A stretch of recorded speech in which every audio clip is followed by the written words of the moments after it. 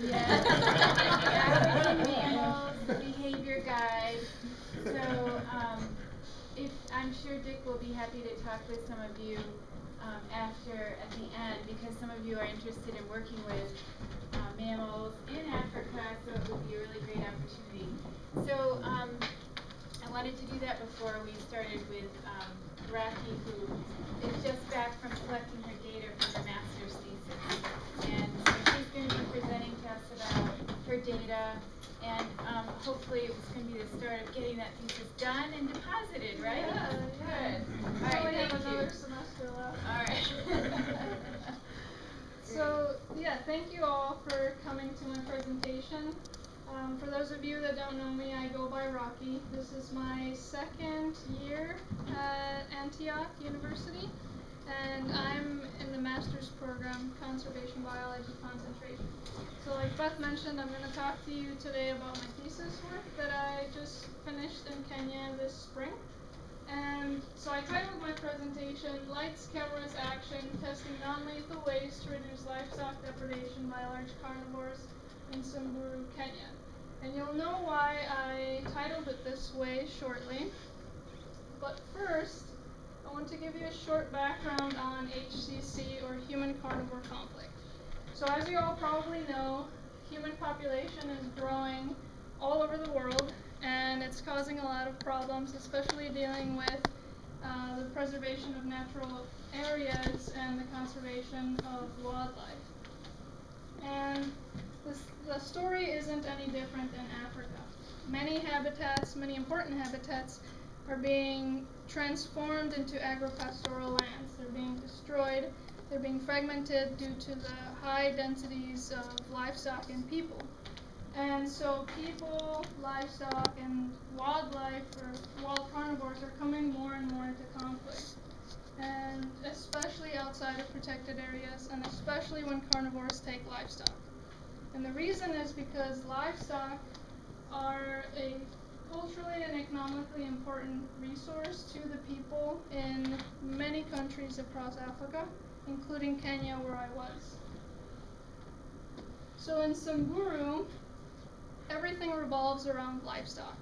Wealth is determined by how much livestock you have, not how much money you have in the bank. Samburu men, they can buy their wives with their livestock. So they have to have large numbers of stock and a great variety of livestock. And of course, food, they depend on goats, for instance, for meat as well as milk. So in this other picture you see two ladies milking their goats for their morning chai, or their morning tea. And this is me enjoying that tea. It's really good. I didn't even know that I would like goat's milk until I went to Kenya.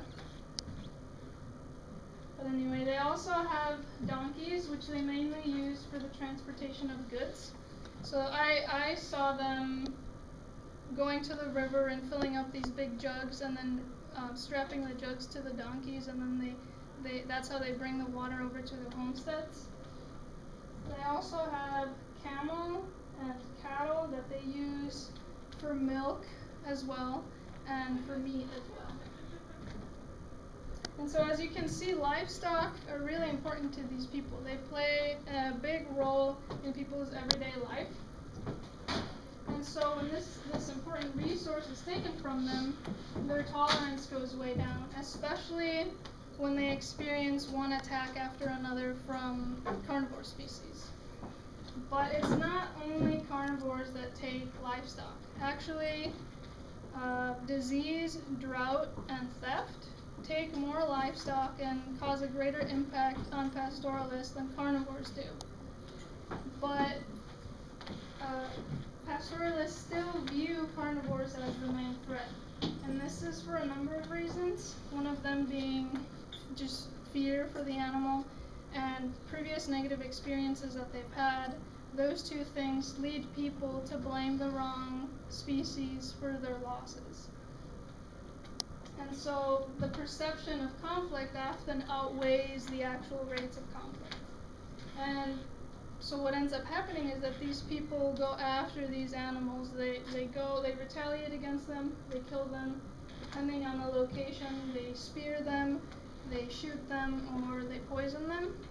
And poison, for example, is inexpensive and is readily available, so unfortunately it's used quite often to get rid of the problem.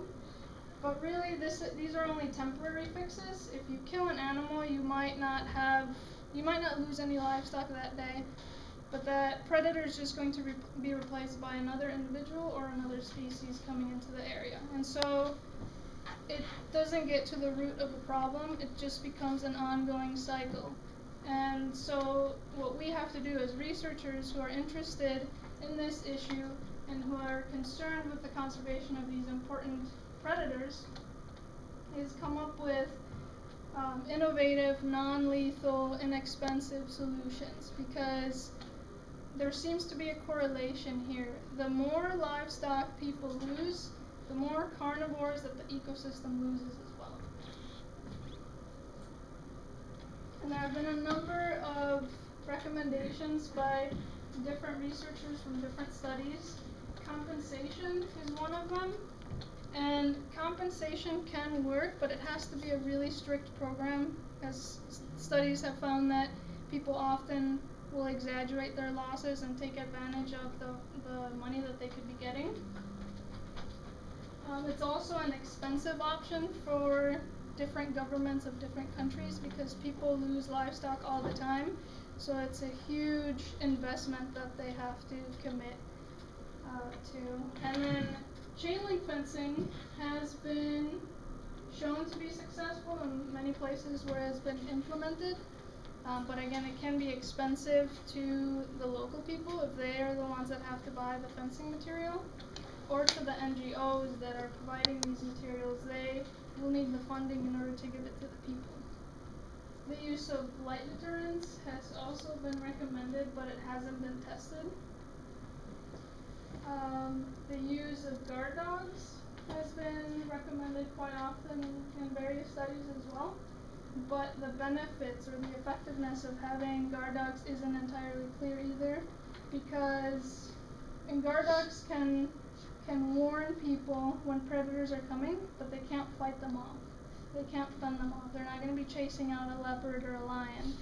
And what happens oftentimes is that the dogs get eaten by the hyenas, by the lions, by the leopards. And so when they recommend guard dogs, they also recommend that you vaccinate them, because you don't want them to spread diseases to the local wildlife, and a lot of people don't vaccinate the dogs. So it's a really complicated issue. There's a lot of parts that go into it, but we have to keep moving forward, and we have to involve the local people. That is one of the most important things about doing this kind of work, is having the people become a part of your team, become of your conservation efforts, because if they don't want it, if they don't want that change, then your efforts are going to go to waste, because as soon as you leave, it's going to go back to the way it was. So you really need to include the people in your projects. And so I'm going to share with you the approach that I took when I did this thesis work. In general, I wanted to contribute new and useful information on human-carnivore conflict in Samburu. And I wanted to do this by examining actual versus perceived predation, because like I mentioned, it's not always the same. And I wanted to do this by comparing interview data, so what people, their perceived level of conflict that they were reporting to me, and compare it to hard data, to what I was seeing on the cameras, to what I was seeing on the ground when I was doing the foot patrolling, and then compare the two and see how alike or how similar or dissimilar they were. In terms of the lights, I wanted to test the effectiveness of two different light systems, because like I mentioned, it hasn't been done before. And I wanted to see how they affected the different species.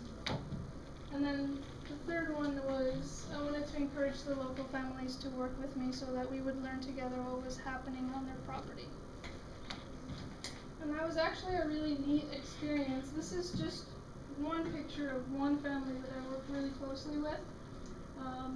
So the mzes, which are the male elders, the mamas, which are the female elders, and their children, were all actively involved in the setting up of the lights, the setting up of the cameras, the setting up of the transects, and they were all really enthusiastic and excited and willing to learn why we were there, the answers we were trying to, the questions we were trying to answer, and like our ultimate goal, why we were there, how we were trying to help them. And along the way, I picked up a little bit of Swahili and Samburu, and I learned about their cultures and their customs. So this was probably one of the best parts about doing research in a place that I was completely unfamiliar with. Okay, before I go any further, I want to show you what, the picture's kind of bright, but this is what a typical mañata looks like, or a typical homestead. I'm going to be using the word mañata over and over because it's how I'm used to explaining this kind of research. And it was my sample unit, so it's important that you know what I'm talking about when I say mañata. So here you have this outer ring, or this outer fence. That is what is called a mañata, but also the whole homestead. The whole homestead is also called a mañata. And it's made of piled up acacia branches. And then we have the little homes or huts that are enclosed inside this outer circle. And from this picture, you can see that there's 3. So this mzee, or this male elder, has 3 wives. Because each wife has her own home, she has her own entrance to the mañata, and she has her own livestock.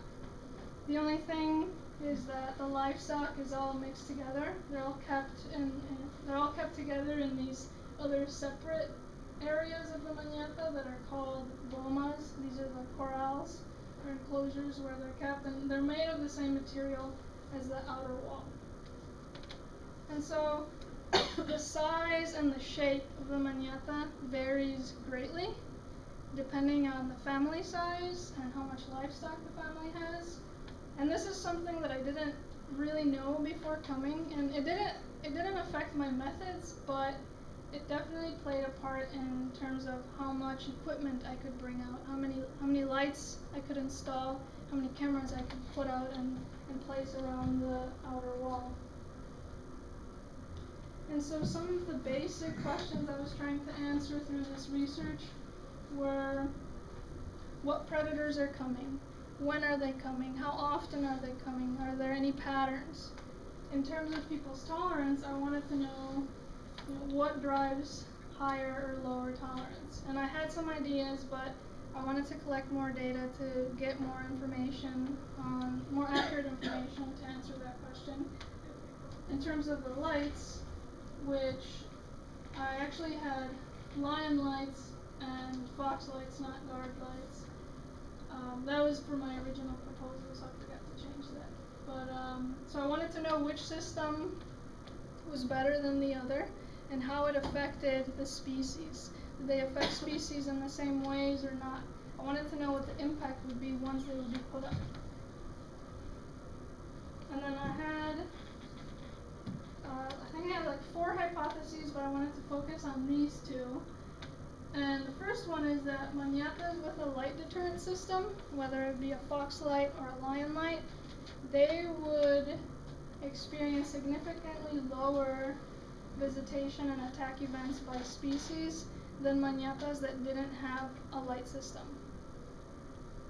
In terms of tolerance, my hypothesis was that people that experienced greater than average livestock losses would have a lower tolerance than people who experience lower than average losses. And we'll go back to these at the end when I talk about the results. So a little bit more on where I was. Kenya is the 7th largest sub-Saharan country in Africa, and it's also the fastest growing. It has a current population of 45 million people. If you zoom in, you have the Samburu district, And this district or county is one of the poorest counties in Kenya. There's about 118,000 people. If you zoom in even more, you have Meibae Community Conservancy, which is in the southwestern corner of Samburu.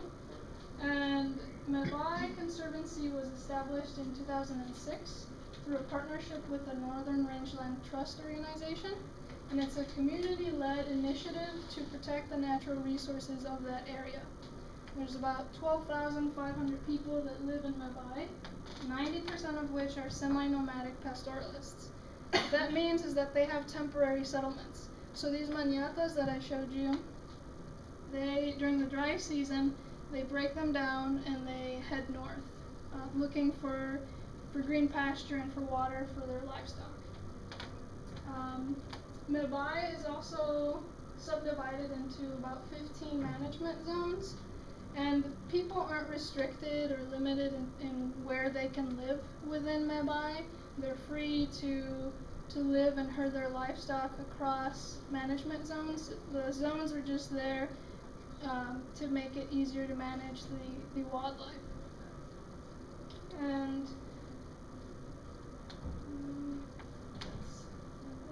this is the camp where I stayed at with Action for Cheetahs in Kenya.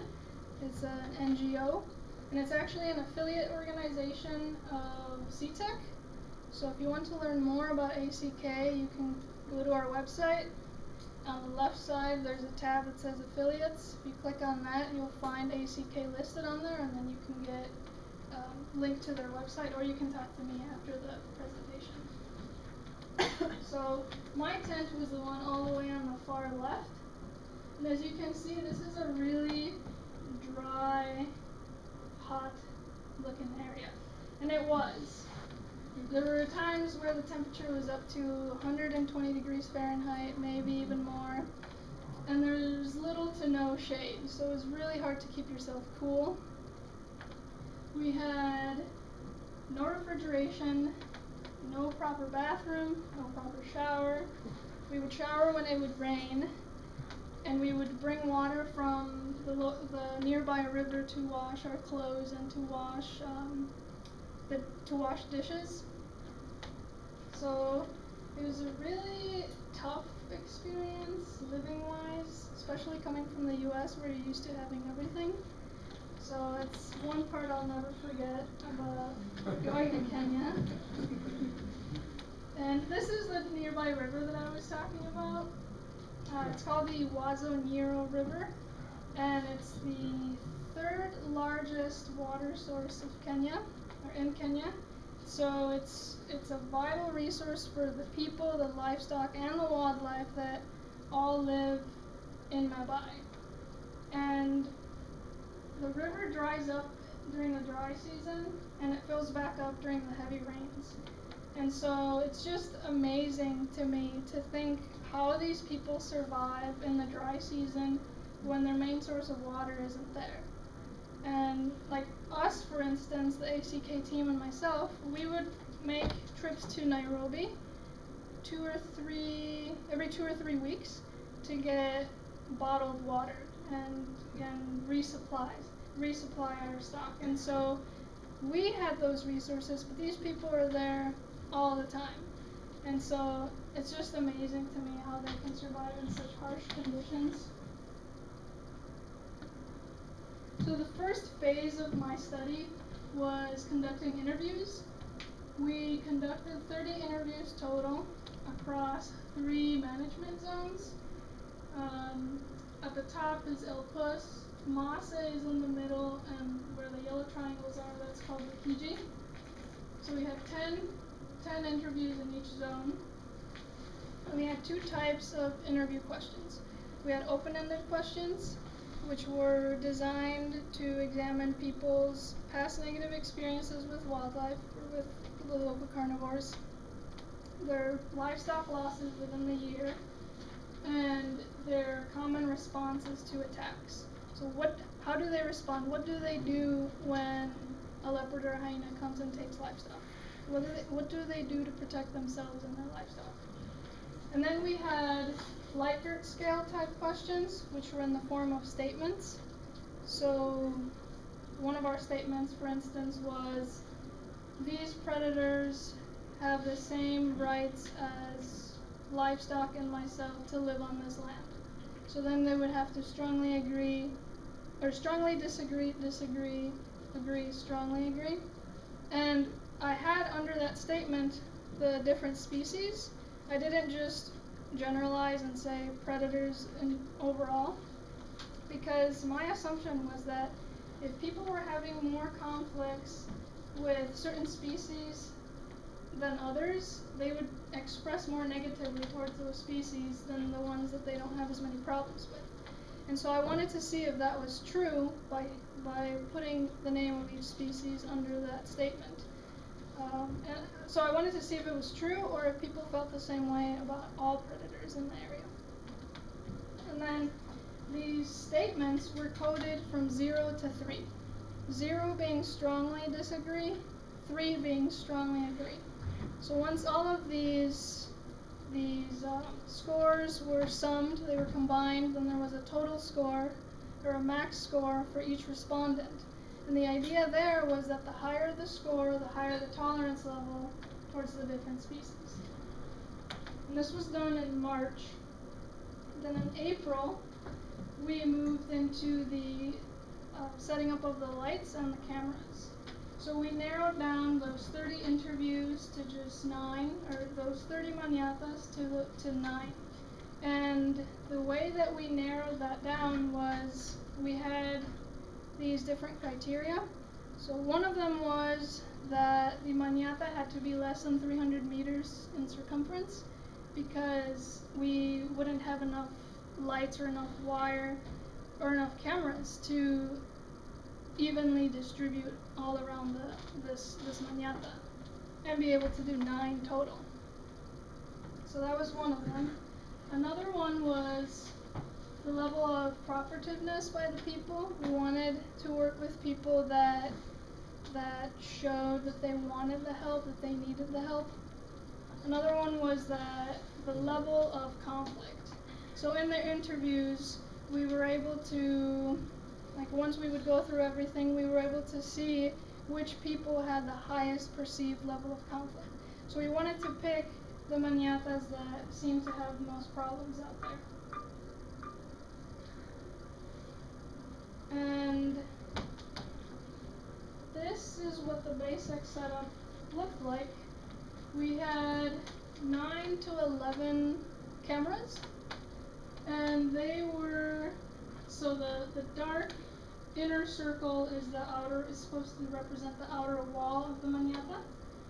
And so the cameras were placed on the outside, facing away from the homestead, like you saw in this other picture down here. So the cameras were put about knee high, and they were wired on these stakes.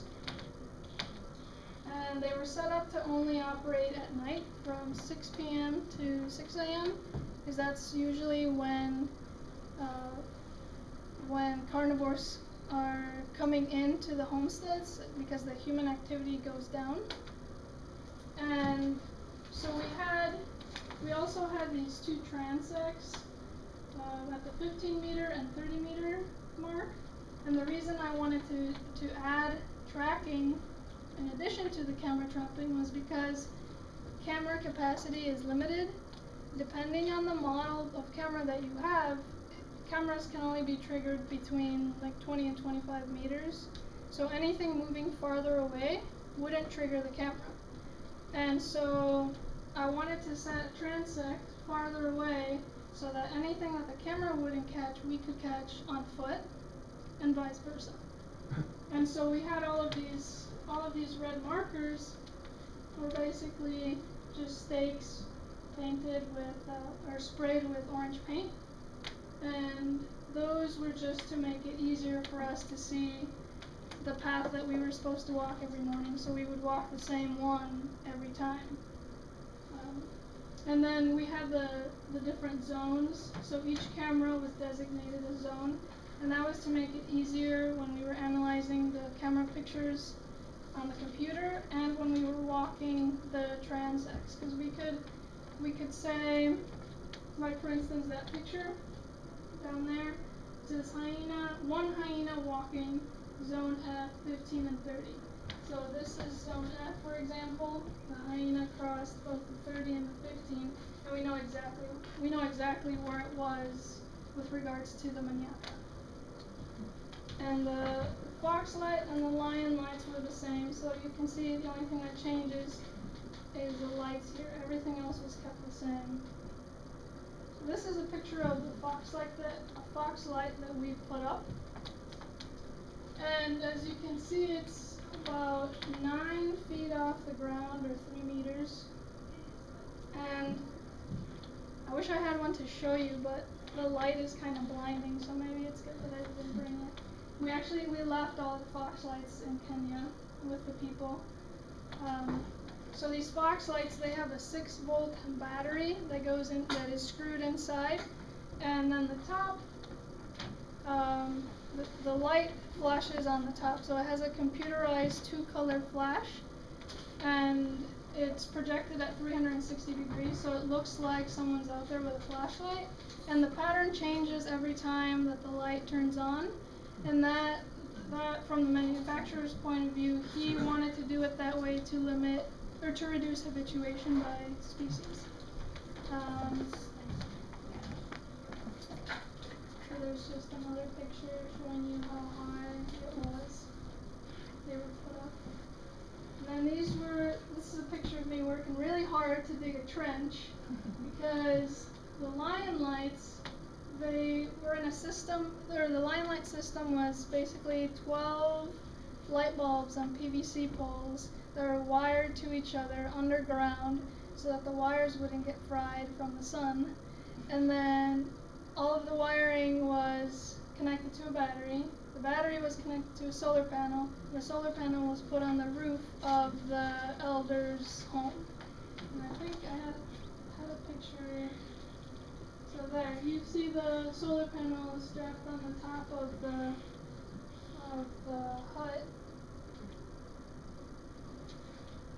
So once we had the trench dug up, the wires put in there, this is what it looked like. So these were much lower compared to the fox lights. Fox lights were, like I said, 9 feet. These were more like 6. And they were facing outward. And both systems only turned on at night.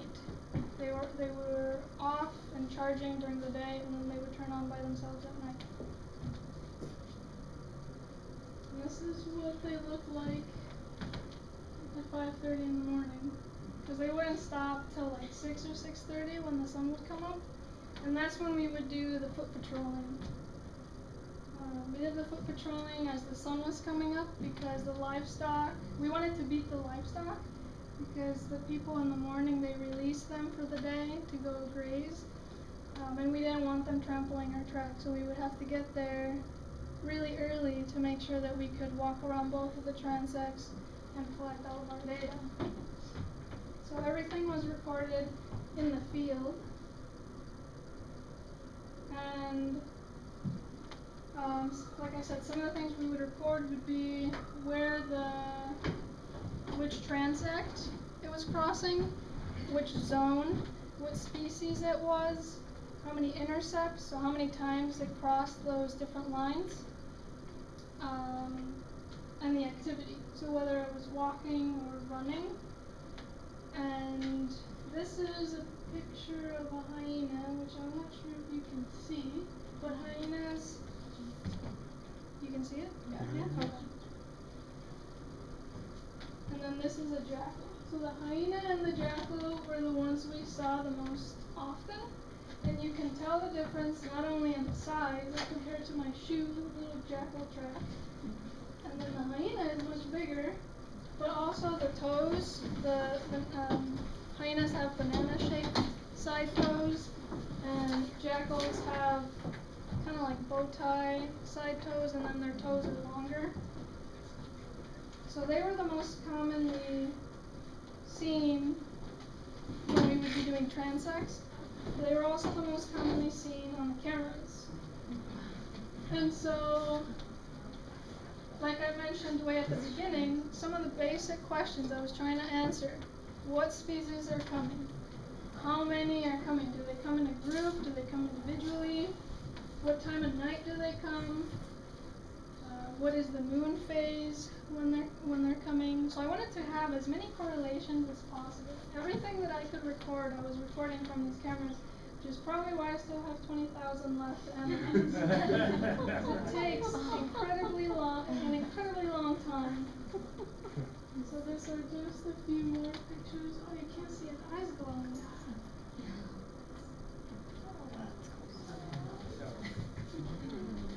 They look better on my computer. Do you have both species? Do you have both species of jackals up there? Blackback I saw, and then it looks like a golden. Oh, I think they were all blackback jackals. Really? Yeah. Then we have hyena coming as well.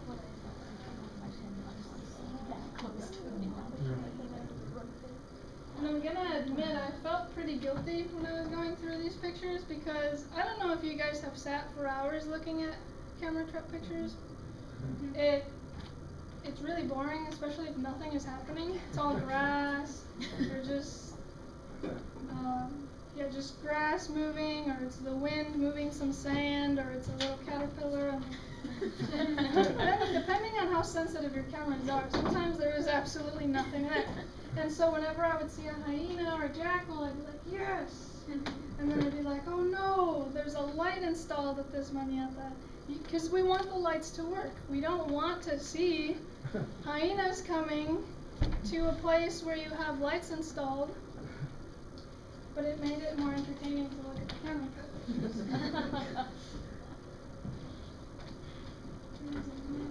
They're so creepy, but I like them. Oh man, if you want to see them better, they're better over here after I'm done. Did you only see spotted hyenas?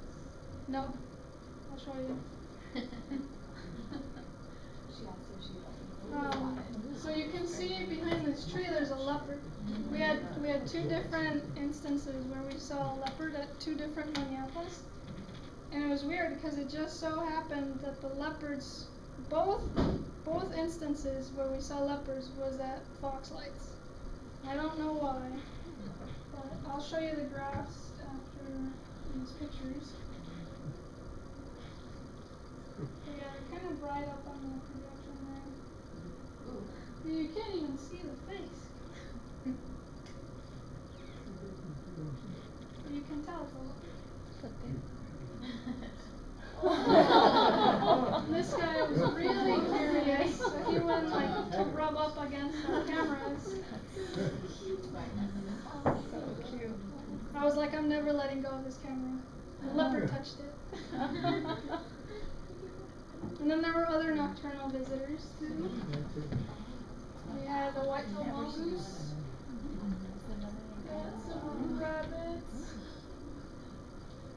Honeybees.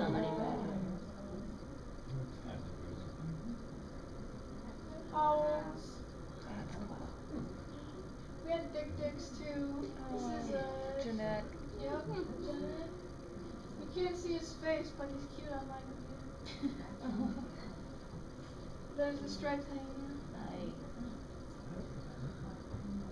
Okay, and so, we'll go back to my questions and hypotheses from the beginning, and compare them to the results. So this table is the table of the perceived frequency of nightly visitations by species. So you can see 100% of the people we interviewed said that hyenas would come to their manata on a daily or nightly basis. 93% of people said jackals never come to their manatas at night. 67% of people said that lions never come. And I figured that that's true because during the time that I was there, we only heard of a lion coming into Meibae once. And the rangers went and tried to look for the tracks, and they found them. They didn't find the lion, but they found the tracks. And what told us that what happens is that lions will cross the river when it's dry, and they will hang out in Meibae for a little bit, and then they'll go back to our neighbor conservancy called Westgate. which is where Iwazo Lions works. I don't know if any of you are familiar with Iwazo Lions, but that's where they have their home base. And so, and nobody knows why. Lions live all around Meibae, like Westgate and the other nearby conservancies, but not in Meibae. There are no resident prides in Meibae, which is really sad for me because I love lions, but it's one less problem for the people. Leopards, 50% of people said that they come on a monthly basis, and 97% of people said cheetahs never come at night, and that's not because they're not in Meibae, it's because they hunt during the day. This table is a table of the reported number of livestock deaths within the year in these 3 different areas of Puss, Masa, and Kiji are experienced just by the 30 people that we talked to. Is there anything that stands out from this table to you guys? Yeah. What was that? Goats. You got goats, yeah. With the total, the people in El Puss reported over 50% of the total losses. Yeah. So 141 of 262 losses happened in that block, in that management zone of Meibae. So I couldn't help but just predict what their tolerance would be once I got to the other analysis. And then one of the other questions that I mentioned at the beginning that we had for them is, what are your common responses to attacks? What do you do to protect yourself and your livestock?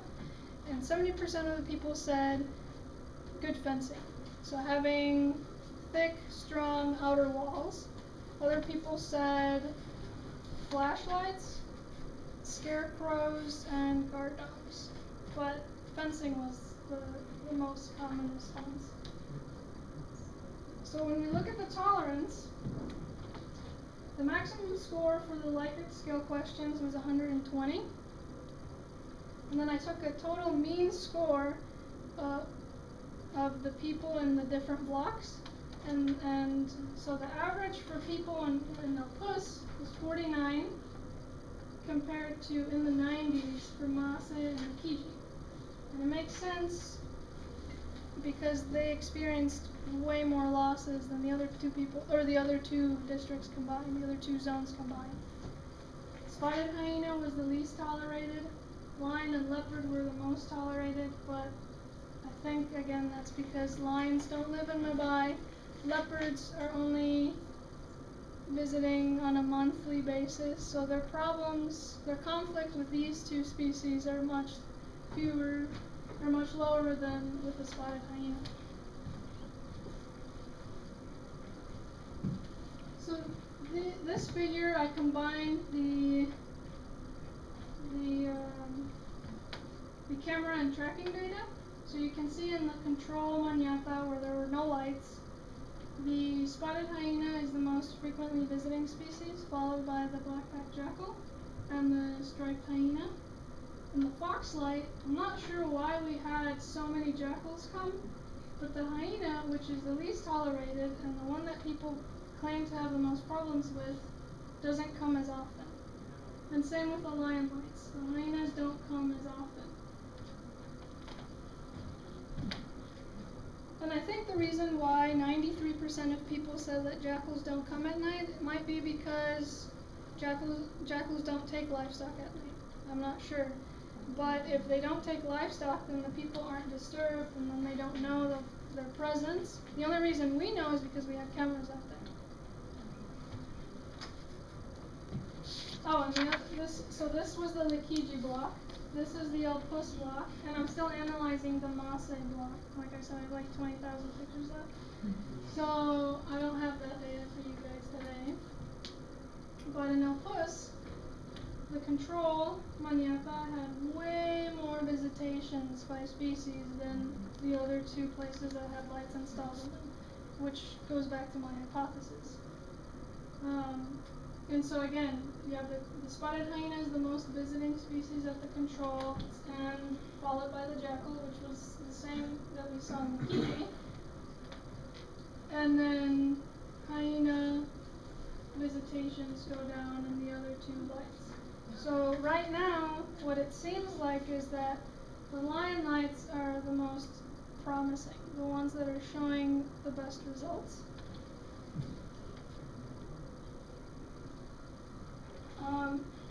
And so what I'm going to do now, like I said, is I'm going to analyze the remaining 20 or so thousand pictures that I have left.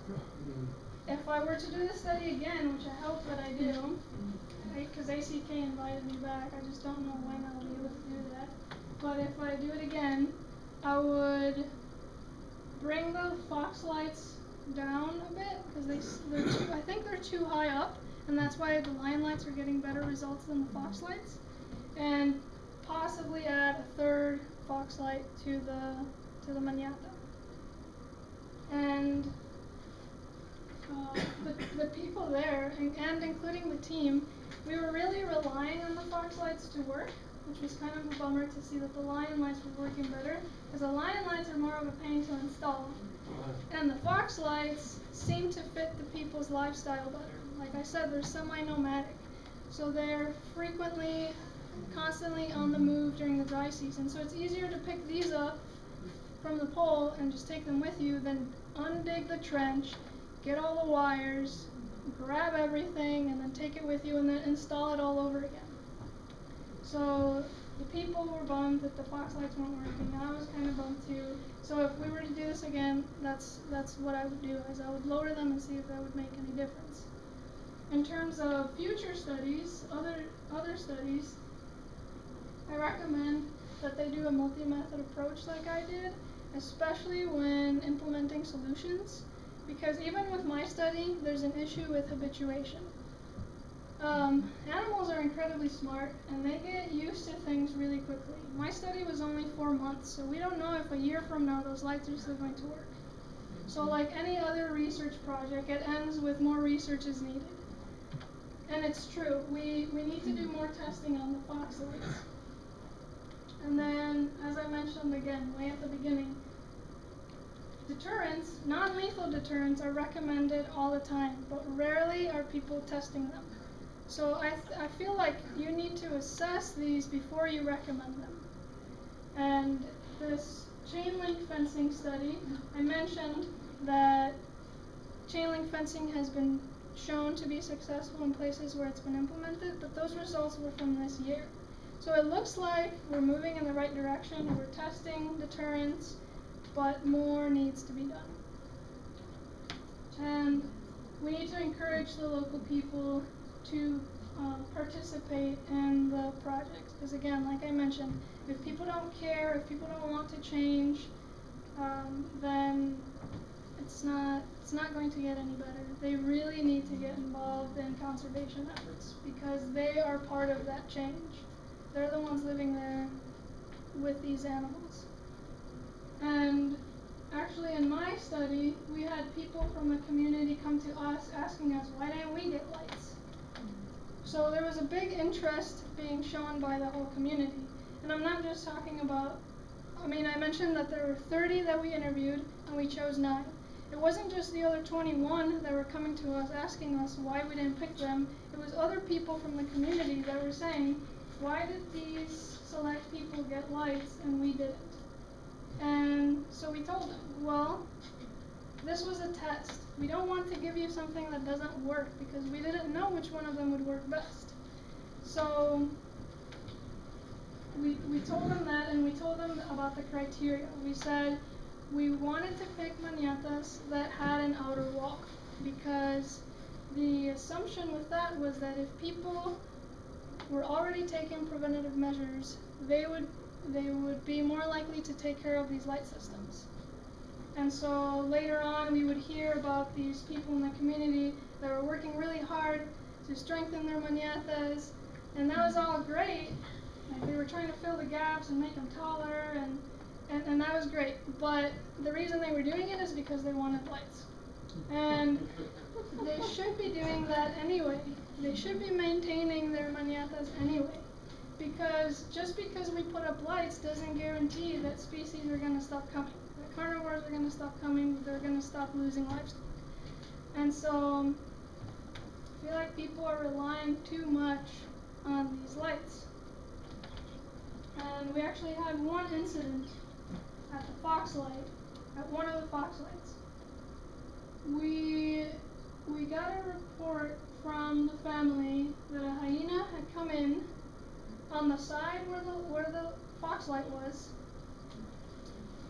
one night and taken 2 goats.